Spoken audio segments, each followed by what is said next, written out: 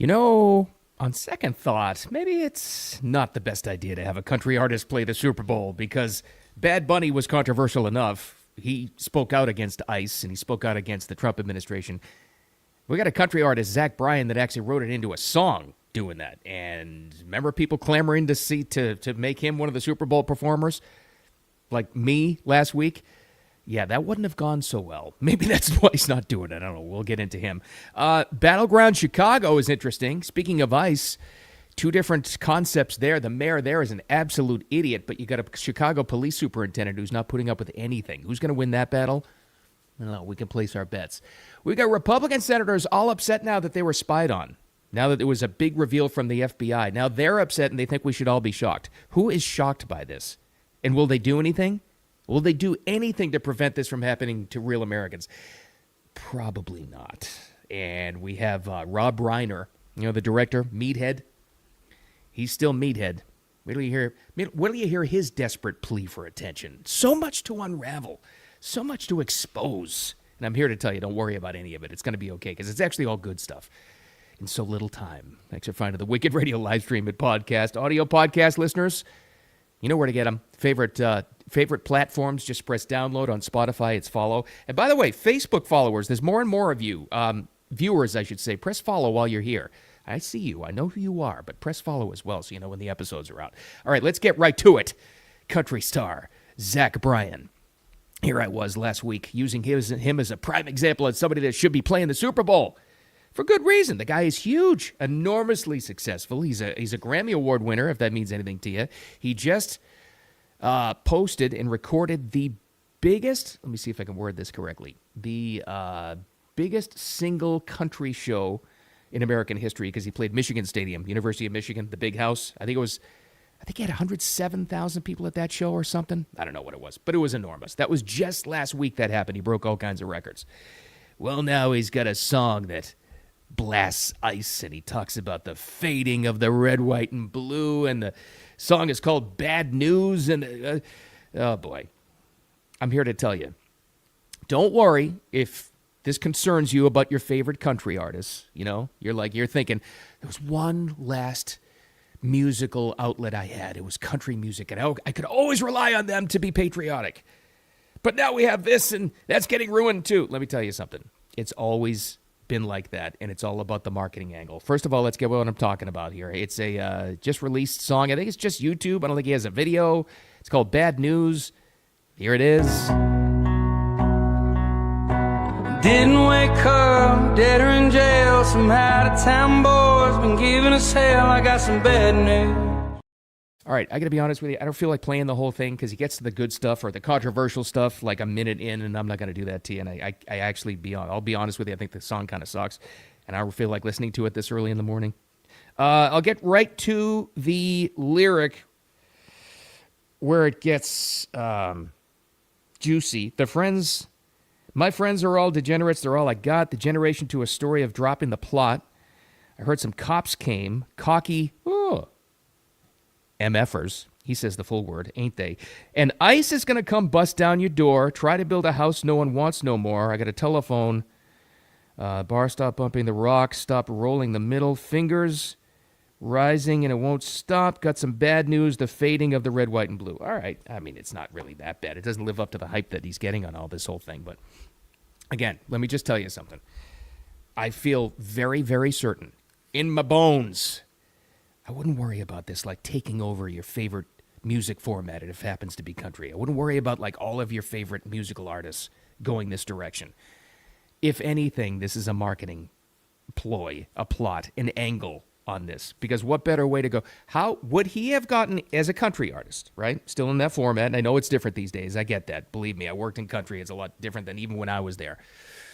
How much attention would Zach Bryan have gotten if he came out just supporting anything patriotic, the red, white, and blue, anything that's traditionally considered what would be in a country theme? Do you think we would be talking about it? Do you think he'd be getting any headlines, any blowback, any brushback, No.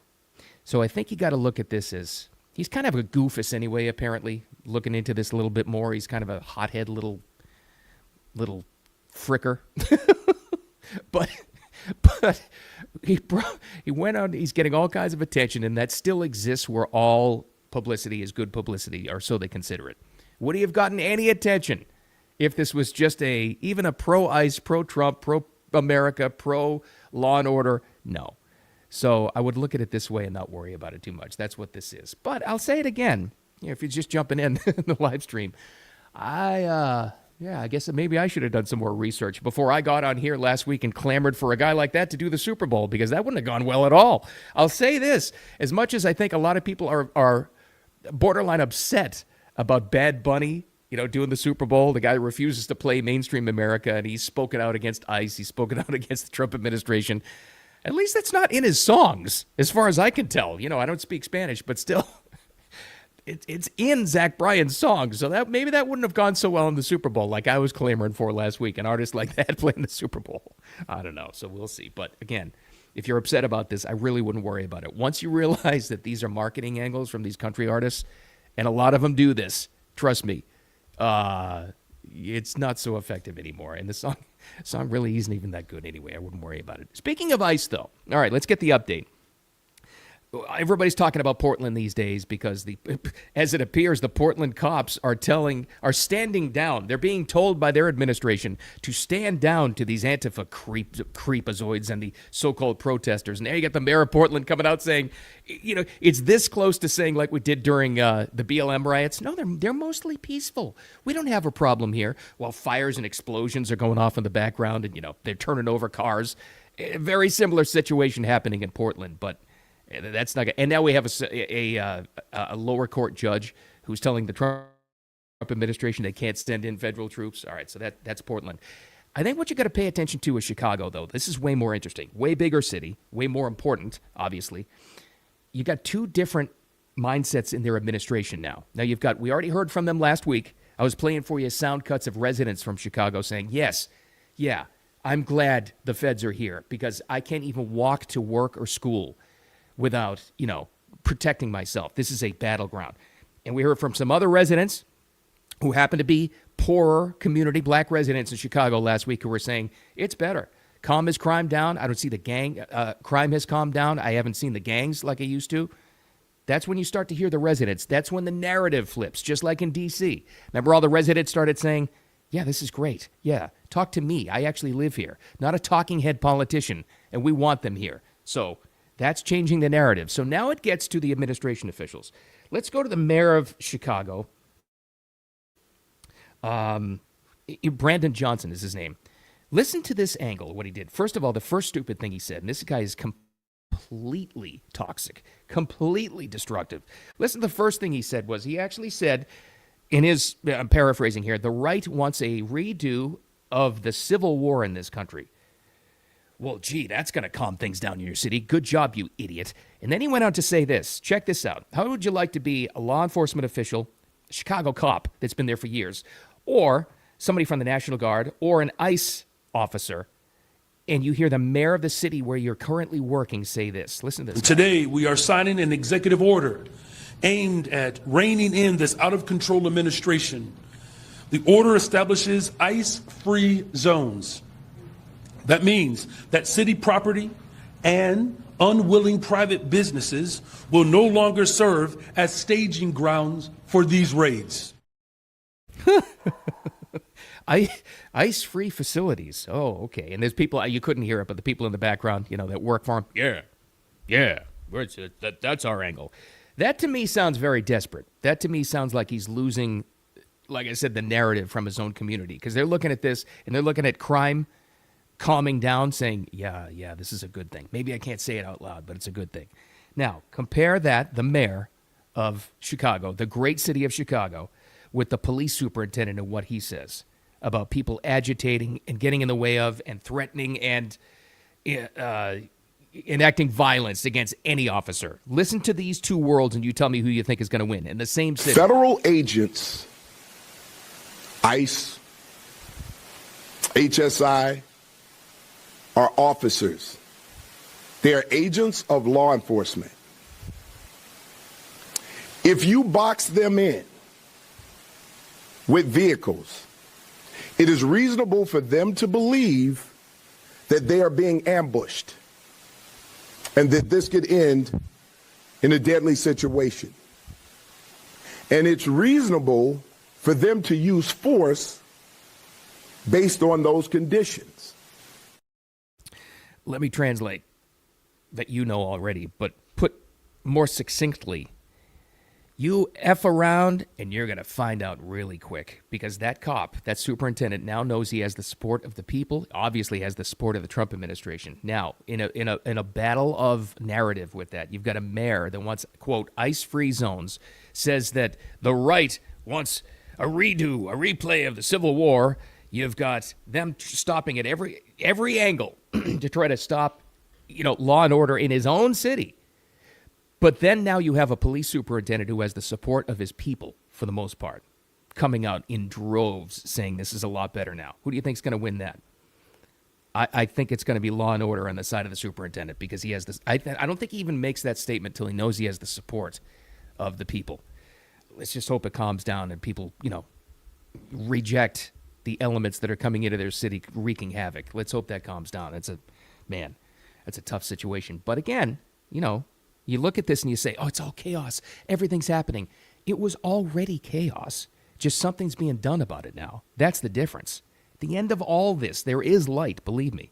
All right, there's another big story. I don't want to get into politics too much today because, quite frankly, I don't feel like it. Secondly, big announcement from the FBI yesterday. You ready? Kash Patel and Dan Bongino's FBI made a big one. For all you people saying they're not doing anything, I don't know. I would rethink that one. Because Kash Patel says Jack Smith, remember he was the special prosecutor looking into the Trump January 6th incitement of violence and the January 6th committee and that whole farce. Well, Jack Smith reportedly tracked private communications and calls of nearly a dozen GOP, that would be Republican, senators during the January 6th probe, says the FBI now. FBI Director Dan Bongino briefed GOP Senators Lindsey Graham, Josh Hawley, Ron Johnson, Marsha Blackburn, and more on Monday. And guess what? They're very, very upset about it. Let's hear from Ron Johnson himself, Senator Tract. He's upset about this. Can't believe it. He says all Americans should be upset. You think of what I'm thinking? I'll let you listen to it and hear it first and watch it. He thinks we should be shocked by this. Are you shocked by this? And are they only jumping into action now if they even take action because it affects them? I don't know. Here's what he says. This doesn't surprise me, but it should shock every American of what the Biden administration has done. By the way, this is the first time I was targeted by the FBI. Under the Obama administration, the same thing happened to both Senator Grassley and I. Okay, here's the thing. Ron, I'm sure you're a good guy, but here's the thing. Nobody thinks you're going to do anything. You're going to have a committee to have a hearing, to appoint somebody, to have a committee, to a hearing, to talk about it, to write. Eventually, at the end of all this, after months and months and months, you're going to write a strongly worded letter to say, stop it. That's what you're going to do, because that's your track record, all of you. And you guys, sometimes I'll get the comments, in my inbox or the comments right here under the live stream. You guys think I'm only taking shots at Democrats. No. I take shots at everybody. I take shots at the Republicans because, for the most part, they've throughout history, my lifetime, have been absolutely useless. That's how we got to this mess. Now, the Democrats are just, I think, evil, but still, I'll try to take shots at anybody. But listening to that guy's words, where he says, first and foremost, Americans should be shocked and surprised. Are you shocked and surprised they actually did this? This is that administration that we just had, we just voted out of office, literally raided the former president's home. That wasn't that long ago, guys. If they're willing to do that, of course they're spying on his allies in the Senate that happen to be Republicans. Of course they've done it to regular Americans. This is an administration that kept the country shut down for 2 years. We're supposed to be shocked and surprised by this? Are you kidding me? So do something about it, Ron. Do something about it. Crack down on this. Help Kash Patel, help Dan Bongino and the good people who are now trying to clean up the FBI and the hardworking FBI agents in the field that are actually great people who were stuck in this administration. Help them. Clean it up. Do something. But so far, based on your track record and all the other Republican GOP senators that are standing behind you in that press conference, so far your track record tells me you're not going to do a damn thing. You're going to talk about it. You're going to clutch pearls. You're going to hand wring. You're going to go all your favorite media outlets, and you're going to talk about it. Now it's a tragedy for all Americans. Now's your time, and no better time to do something about it. Stop telling us to be shocked. We're not shocked. We know what's going on. You're only upset about it now because it affected you for a change. That's my message to you. All right, we also have this going on. Before we lighten it up with Rob Reiner, the Meathead, who is still stupid. This is amazing. This is back. Remember, I always tell you guys, just because once you see the media sausage and how the lies are made, you can't unsee it. You just can't. One of the telltale signs is always the same thing. When you hear the same phrase, verbiage, same line of description from the same people over and over and over again, it's a telltale sign, a red flag for propaganda. This is one that Tim Walz started using, and then they all picked up on it late in the campaign, like October into right up until Election Day in 2024, in the fall. Remember he was saying that Republicans are weird? Remember Tim Walz kept saying that, and then his weird wife kept on saying that, and then they all kept on saying it on the campaign trail. Republicans, they're just weird. They're just weird. You knew it was propaganda and projection when they all started saying the exact same thing. It looks like it's back. They're doing it again. But here's the classic example of it, right? Projection. The weirdest people are telling you that you're weird. Case in point. This guy, Sarah McBride, congressman from Delaware. And you're thinking, Bill, I think you misspoke. You said Sarah, but congressman. No, I didn't. Sarah McBride is a guy in Congress pretending to be a woman. This is the world we live in now. I didn't misspeak. That's a true thing. Sarah McBride, congressman from Delaware.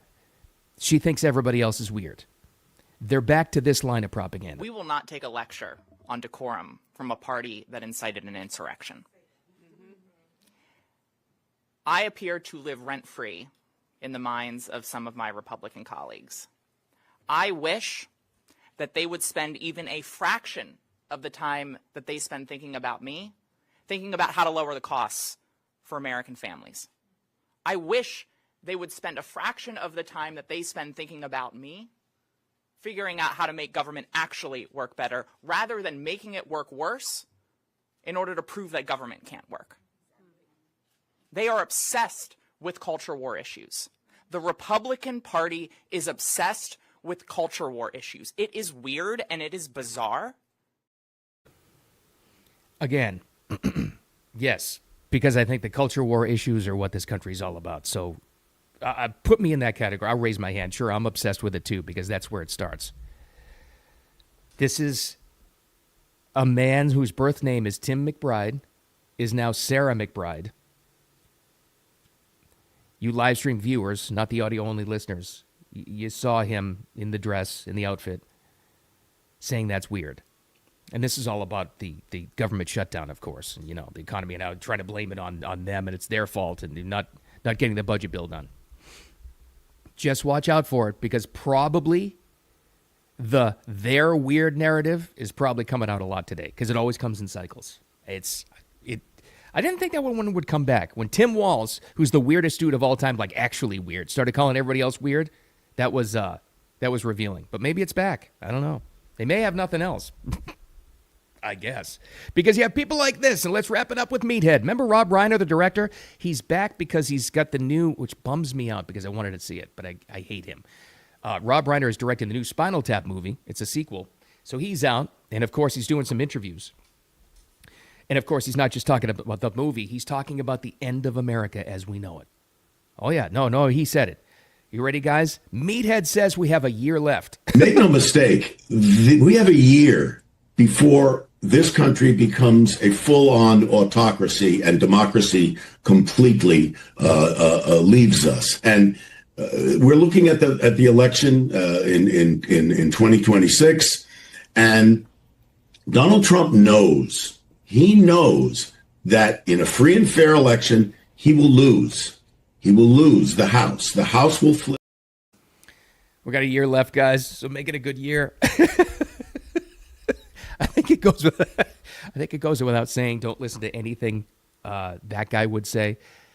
And the second thing is, it was a week ago. All right, I'll be generous. A week and a half ago, that same guy, Meathead Rob Reiner, and others from Hollywood were telling everybody to tone down the rhetoric.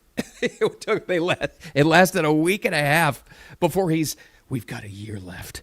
We got a year left before it's a complete autocracy, and there's not going to be an election.